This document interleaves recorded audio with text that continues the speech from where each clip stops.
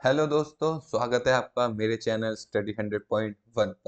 तो यदि आप दोस्तों चैनल पर नए आए हैं तो प्लीज़ चैनल को सब्सक्राइब कर दीजिएगा और कॉर्नर पर जाकर बेल आइकन को ज़रूर दबाइएगा, जिससे आपको हिस्ट्री से आने वाले सभी टॉपिक का नोटिफिकेशन सबसे पहले मिले और आपको हिस्ट्री के बारे में ज़्यादा से ज़्यादा जानकारी मिले।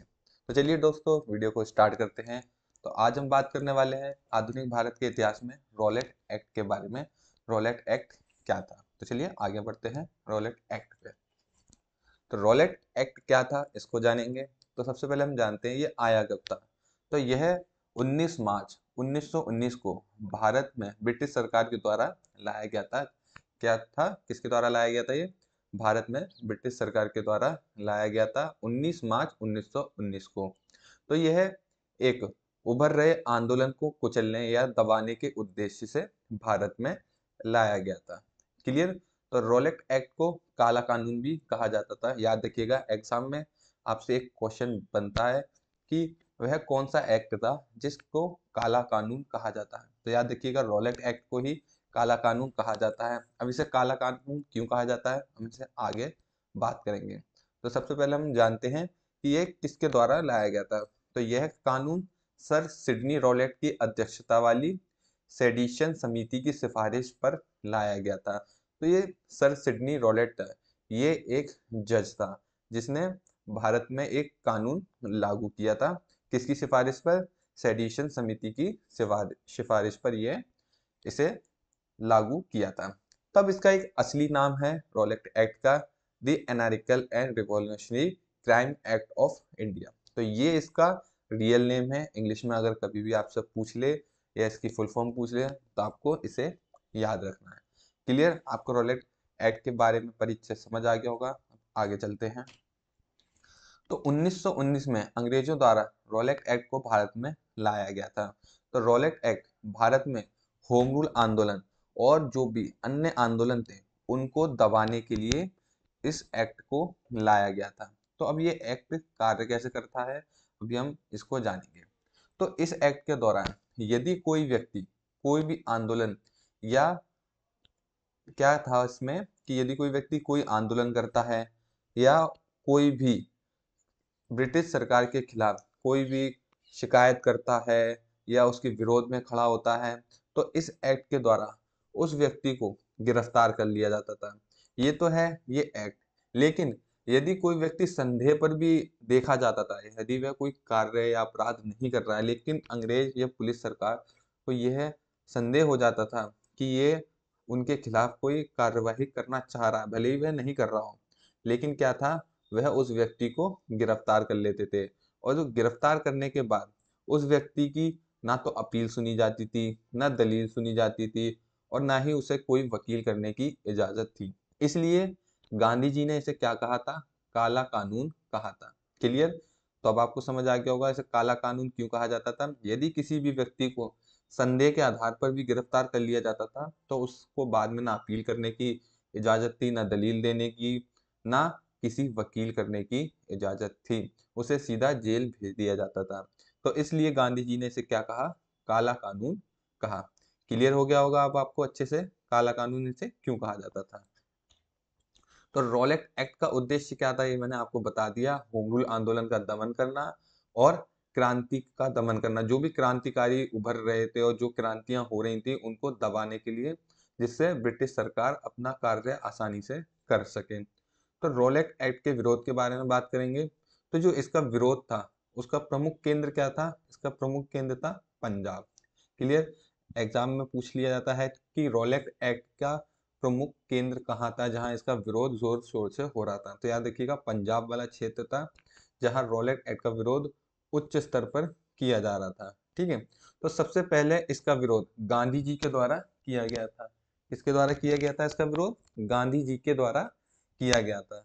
तो 30 मार्च को दिल्ली में स्वामी श्रद्धानंद के इसका विरोध किया था। किसने किया था? स्वामी श्रद्धानंद ने इसका विरोध कहाँ पर किया था? दिल्ली में किया था। और कब किया था? 30 मार्च को। तो उन्होंने एक नारा दिया था, कर मत दो। यानी एक ये जो नारा था वह किसके रूप में आ गया? एक आंदोलन के रूप में आ गया। वह आंदोलन कौन सा था? कर मत दो आंदोलन। क्लियर? उसके बाद 6 अप्रैल को देशव्यापी हड़ताल की गई। तो ये किसके द्वारा की गई थी? ये गांधी जी के द्वारा की गई थी। उसके बाद 2 दिन बाद 8 अप्रैल को इस हड़ताल के चलते गांधी जी को क्या कर लिया? अंग्रेजों द्वारा गिरफ्तार कर लिया और बंबई भेज दिया गया था। फिर इसके विरोध में 9 अप्रैल 1919 को पंजाब के 2 प्रसिद्ध नेता डॉक्टर सत्यपाल और सैफुद्दीन किचलू को गिरफ्तार कर लिया गया था। क्योंकि 8 अप्रैल को तो क्या था, गांधी जी गिरफ्तार कर लिए गए थे, लेकिन गांधी जी ने उससे पहले और अन्य जगहों पर छोटे छोटे आंदोलन शुरू कर दिए थे जो कि रॉलेट एक्ट के विरोध में था। इसलिए जो पंजाब का मुख्य केंद्र था जहां पर यह आंदोलन जोर शोर से हो रहा था, वहां पर 2 नेता गिरफ्तार किए गए, डॉक्टर सत्यपाल और सैफुद्दीन किचलू। ठीक है, तो ये कब गिरफ्तार किए गए थे? 9 अप्रैल 1919 को यह गिरफ्तार किए गए थे। तो इसी से जुड़ी क्या है, एक जलियांवाला बाग की घटना है, वो हम आगे चल के डिस्कस करते हैं। तो चलिए आगे बढ़ते हैं। तो जलियांवाला बाग हत्याकांड भी कब हुआ था? 1919 में हुआ था। अब ये किसके कारण हुआ था? ये भी रॉलेट एक्ट के कारण ही हुआ था। तो रॉलेट एक्ट के दौरान जो 2 व्यक्ति गिरफ्तार किए गए थे वे कौन थे? पंजाब के बड़े प्रसिद्ध नेता थे सैफुद्दीन किचलू और डॉक्टर सत्यपाल। ठीक है, तो इन्हें कब गिरफ्तार किया गया था? 9 अप्रैल को। तो 13 अप्रैल को 1919 में पंजाब में एक जलियांवाला बाग एक जगह थी, वहां पर एक सभा बुलाई गई। इस सभा का उद्देश्य था कि इन दोनों नेताओं को देश को रिहाई दिलाना। ठीक है, जो रॉलेट एक्ट के विरोध कर रहे थे, जिस कारण इन्हें क्या कर लिया गया था? गिरफ्तार कर लिया गया था। तो इस सभा का क्या उद्देश्य था कि इन दोनों नेताओं को आजादी दिलाई, रिहाई दिलाई जाए, लेकिन ऐसा नहीं हुआ था। तो इसे देखते हुए एक अंग्रेज अधिकारी जनरल रोगिनाल्ड डायर ने अपनी फौज पर इस सभा पर क्या कर दी? गोलियां चलवा दी। ठीक है, क्या कर दिया था? गोलियां चलवा दी थी, जिसमें करीब 1000 से 1500 लोग मारे गए थे। याद रखिएगा, कितने लोग मारे गए थे? 1000 से 1500 लोग इसमें मारे गए थे।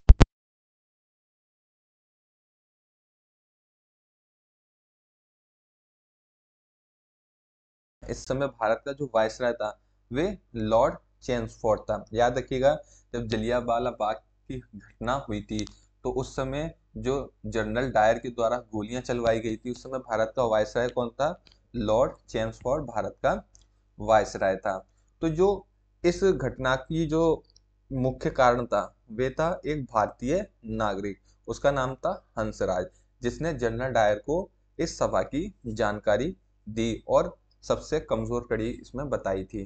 ठीक है, जिस कारण जनरल डायर ने क्या किया था? इस सभा पर गोलियां चलवा दी थी। क्लियर? तो आगे बात करेंगे।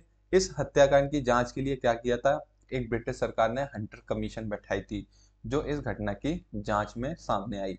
तो इस जांच में बताया गया कि इस घटना में 389 लोग मारे गए हैं, लेकिन ऐसा नहीं था। इस घटना में करीब 1000 से 1500 लोग मारे गए थे, जिसे ब्रिटिश सरकार हंटर कमीशन के द्वारा छुपा रहा था। यानी जो ब्रिटिश सरकार है उस पर और अन्य आंदोलन या उसका विरोध उच्च स्तर पर ना हो, इसलिए वह कम लोगों की संख्या बता रहे थे। तो इस घटना से निराश होकर जो गांधी जी हैं उन्होंने क्या किया था? अपनी महात्मा की उपाधि त्याग दी थी। गांधी जी ने क्या किया था? जो अपनी महात्मा की उपाधि को त्याग दिया। और रविंद्रनाथ टैगोर ने क्या किया था? अपनी सर की उपाधि को त्याग दिया था। जो रविंद्रनाथ टैगोर है उन्हें क्या कहा जाता था? सर रविंद्रनाथ टैगोर। और महात्मा गांधी जी को पहले क्या कहा जाता था? सिर्फ गांधी जी। लेकिन जो रविंद्रनाथ टैगोर के द्वारा ये उपाधि दी गई थी तो महात्मा गांधी जी ने वापस लौटा दी थी इस घटना से निराश होकर। तो इस प्रकार क्या था? रॉलेट एक्ट का अंत हुआ था। तो जो हंटर कमीशन है इसमें मुख्य है, आप याद रखिएगा, एग्जाम में कई बार क्वेश्चन पूछ लेता है। तो ये था हमारा रॉलेट एक्ट। उम्मीद है आपको वीडियो काफी अच्छा लगा होगा। यदि आपको वीडियो अच्छा लगा हो तो प्लीज वीडियो को लाइक कीजिए, कमेंट कीजिए और चैनल को सब्सक्राइब करना ना भूलिएगा। धन्यवाद।